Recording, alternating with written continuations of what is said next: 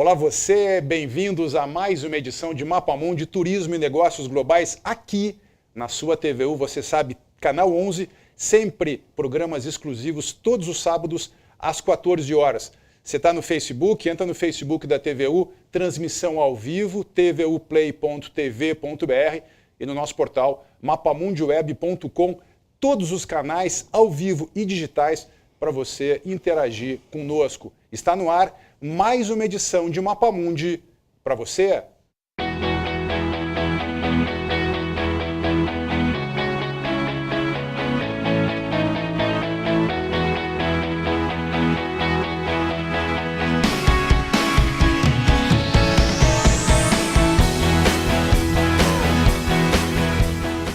Tenho muito prazer de receber aqui nos estúdios da TV, hoje comigo, Henry Chmielnicki, que é um grande empresário e hoje presidente do Cinda. Grande prazer em te receber aqui. Henry, antes de qualquer coisa, fale pra gente o que é o Cinda. O Cinda, o ano passado, mudou o nome, um reposicionamento, que eu tenho certeza que tem a tua mão nisso.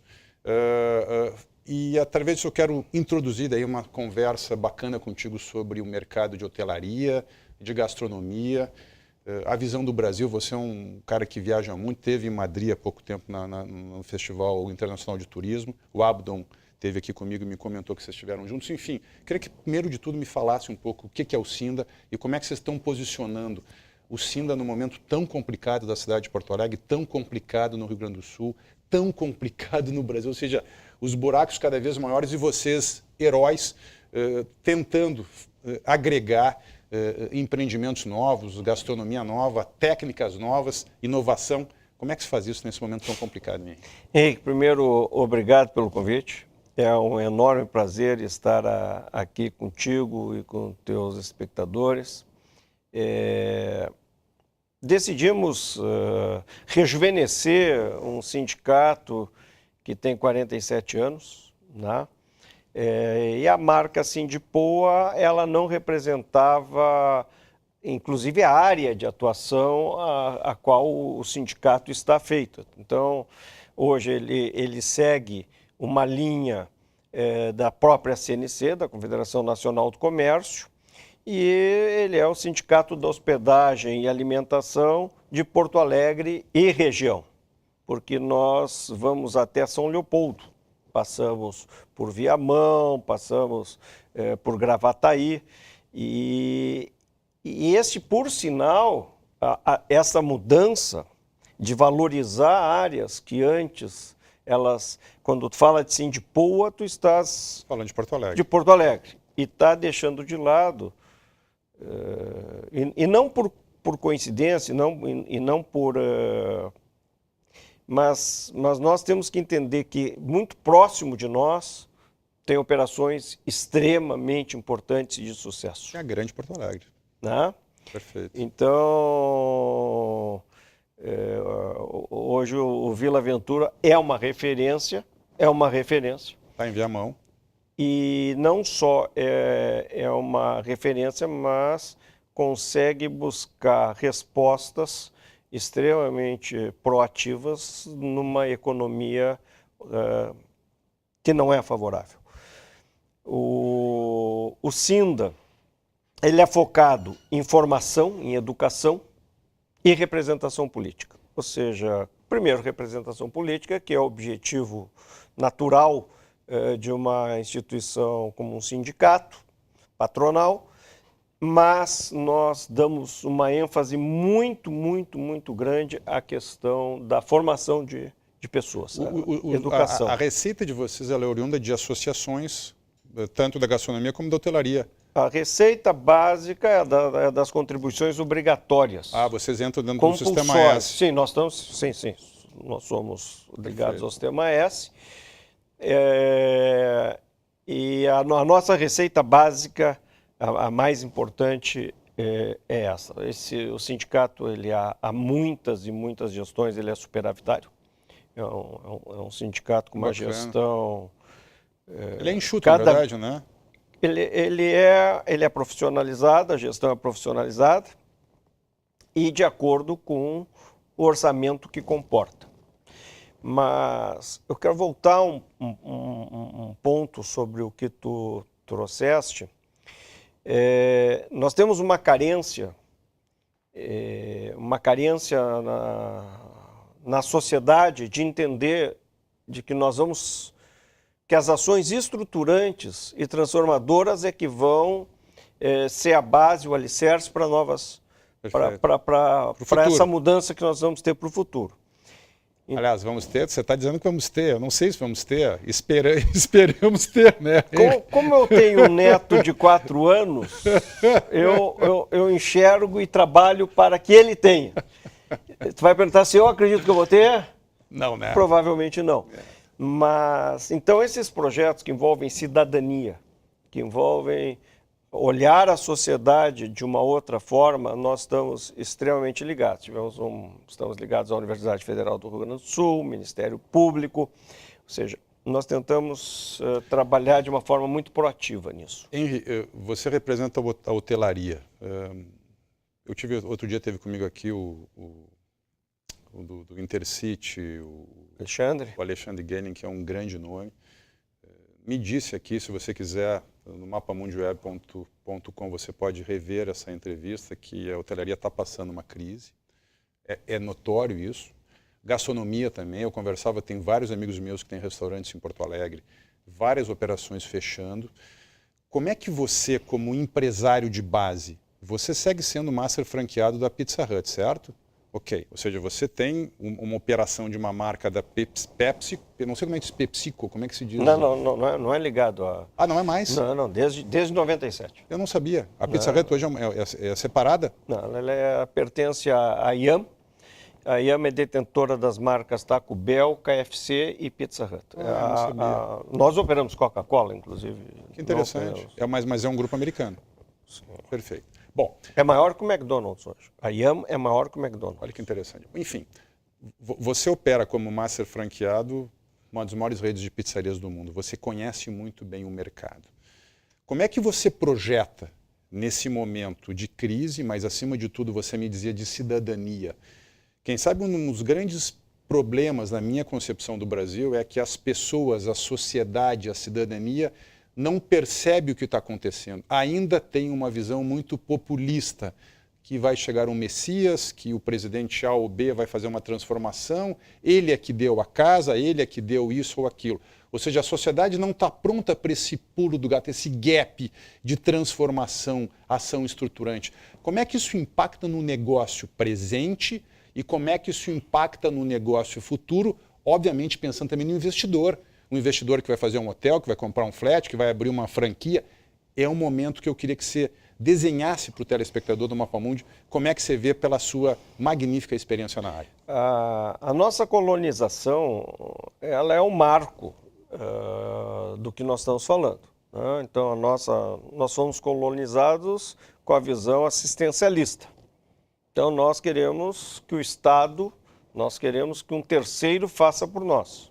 Né? E quando nós nos movimentamos, ou nos movimentávamos, nós movimentávamos sempre terceirizando.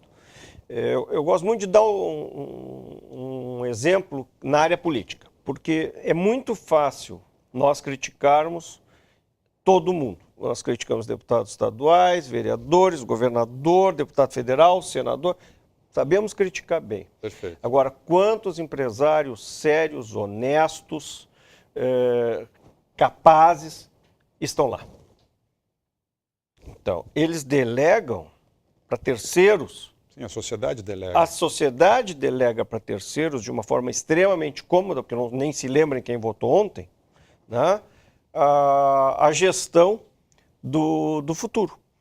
Então, nós temos que primeiro começar a entender que nós temos que ser participativos, que nós temos que estar envolvidos, que nós não podemos virar as costas para o mundo em que vivemos. Então, essa é a primeira questão, que é quebrar essa visão assistencialista de que nós temos que não curar, que nós temos que só atenuar algo. Então, me permite fazer um parênteses. É um tema que eu acho que a gente vai avançar e me mantendo a minha pergunta.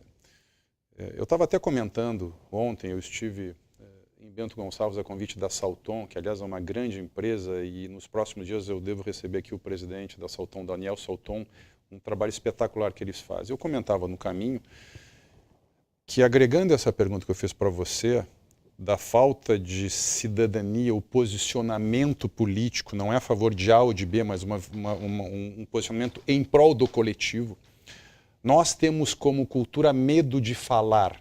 Nós somos extremamente emotivos. Se eu critico o Sinda, eu estou criticando teoricamente, ou a gente assume isso como eu estivesse criticando o presidente Henry. Se eu critico a prefeitura, eu estou criticando o prefeito Marquesã. Ou seja, nós somos extremamente suscetíveis a uma crítica construtiva de transformação. Nós trazemos isso para algo pessoal. A crítica é para o Henrique, a crítica é para o Mapamundi. Não é algo que possa transformar. Eu só estou fazendo esse ato para que essa questão que você está falando, me parece que ela é muito complexa. Ou seja, as pessoas têm medo de participar porque elas não são incentivadas e o meio não propicia esse processo. Não. Não sei se você acha que eu tenho razão ou não. Não, existem fatos. Qual é o fato? Que é muito mais fácil tu criticar quem faz e tu não fazer do que tu te expor e correr o risco de fazer bem ou mal e ser avaliado por isso. Né? Então isso é da natureza humana. De outro lado, existe a questão assistencialista, ou seja, eu delego, eu pago o que eu puder fazer para que alguém faça por mim. Perfeito. Isso não é só desce da política e chega na minha casa de como eu organizo a minha estrutura de serviços. Né?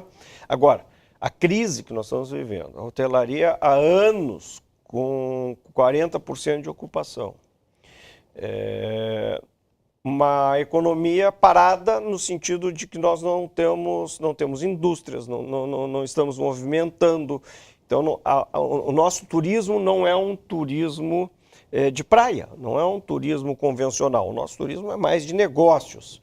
Então, ele está afetando a hotelaria de forma brutal. De outro lado, a gastronomia, que não depende necessariamente desse turismo, ele necessita da economia local. E a economia local, ela está passando pelo quê? Pegamos governos municipal e estadual, e nós estivemos juntos na última terça-feira, quando nós ouvimos o nosso prefeito dizer que não vai pagar os salários. Ele nem falou em parcelar salários. Ele disse não pagar. Se ele se equivocou na comunicação, até pode ser, mas ele usou não pagar salários. Porque está com uma dívida represada de 500 milhões de reais. Né? Ok. Ou seja, não tem dinheiro. Não, mas eu não estou entrando na... Perfeito. O porquê que ele não vai pagar. Eu estou te dizendo que, sim, que isso funcionalismo estadual recebe parcelado. Funcionalismo municipal não sabe o que vai acontecer. Nossa cidade é de serviços. Da onde vai sair recursos para a gastronomia? Então as coisas vão sendo deixadas de lado. Por outro lado, nós tivemos insumos aumentando muito. Os aluguéis subiram, apesar de toda essa crise, tu renegociar hoje um aluguel não é tão simples assim. Os insumos subiram, a inflação existe, né? E a deflação econômica é de 3,4%. Então, aí tu vai negociar com o sindicato a questão de salários. Se eu te mostrar a proposta, ela pede em NPC cheio mais 5% de produtividade em uma economia que caiu mais de 3% do laboral.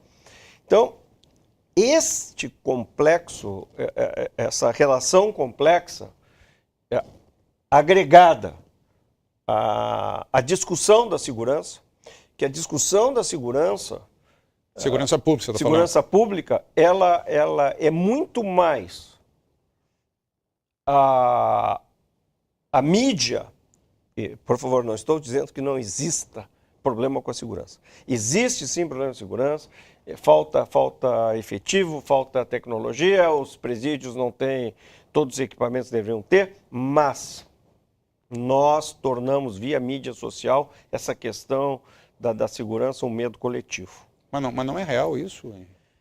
Você acha que está sendo aumentado essa percepção? E eu vou te engatar a pergunta, e eu sempre digo isso. Vocês sabem que eu viajo muito, eu trago muito conteúdo exclusivo para vocês. Vocês estão acompanhando algumas matérias que eu fiz em Portugal, especial aqui para o Mapamundi. A percepção do gringo, você sabe disso, é a segurança pública. E a segurança pública não é só segurança pública, é a percepção que se tem, o medo que se tem. Então isso você não mede, você tem a realidade e você tem a percepção. Você acha que não está tão mal assim? Não é isso que eu disse. Eu não disse que não está tão mal. Tu tocaste no ponto-chave, a percepção. A percepção não necessariamente é calcada em fatos. Perfeito. A percepção é calcada, na maioria das vezes, num conjunto de sentimentos e de emoções que te levam a pensar algo. E o que nós estamos vendo frente à segurança, e se tu olhar de cada 10 pessoas que movimentam as mídias sociais com eventos, está acontecendo agora um assalto na Andradas 1200. Não tem assalto nenhum na Andrada 1200.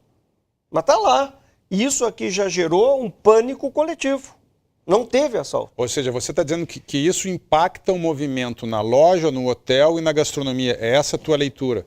A leitura de que a discussão sobre segurança, a falta de respostas mais efetivas por parte do Estado, a ficção de que o município vai afetar a segurança, é uma ficção, né?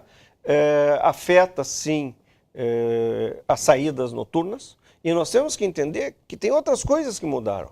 Antes tu ia a um restaurante, era um lazer. Se tu buscar, Perfeito. Lá atrás as pessoas botavam gravata para ir. Elas botavam terno para ir no restaurante. Hoje, tu vai de bermuda, tu não pode beber,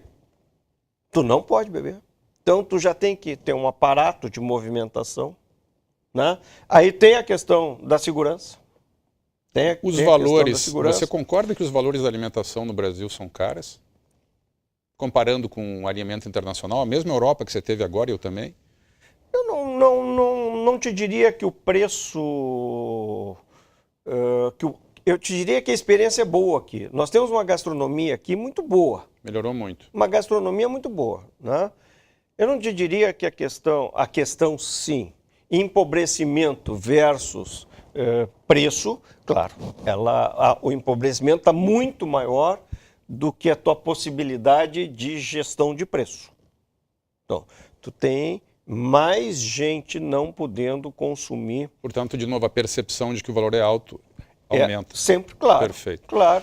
Henri, você falou hotelaria, Airbnb e congêneres. Nós temos um mundo hoje que vive voltado à economia disruptiva, economia criativa. Portugal hoje, Lisboa hoje é considerada uma das cidades mais criativas, disruptivas do mundo. Tel Aviv, que você conhece em Israel também, Barcelona também, o Vale do Silício também.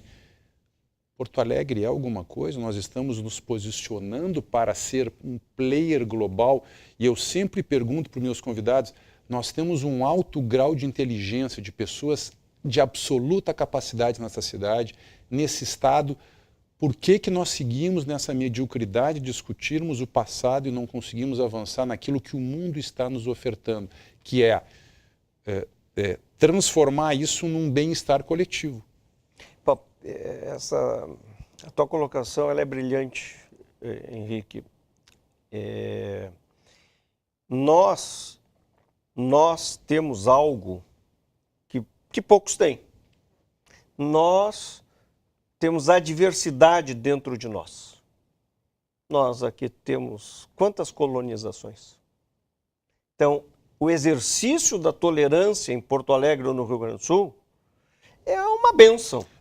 A tua origem é polonesa? Russa. Russa. Olha só, eu sou de origem polonesa. Russo. Então veja só que nós estamos um russo e um polonês aqui falando português. Não, e Isso se nós caminharmos por aqui, nós vamos termos alemão, nós vamos ter japonês, nós vamos ter italiano. Ok, nós temos de tudo, né? Isso é maravilhoso. Perfeito. Maravilhoso. O exercício da tolerância. De outro lado, nós temos, vou te trazer como exemplo, o turismo LGBT.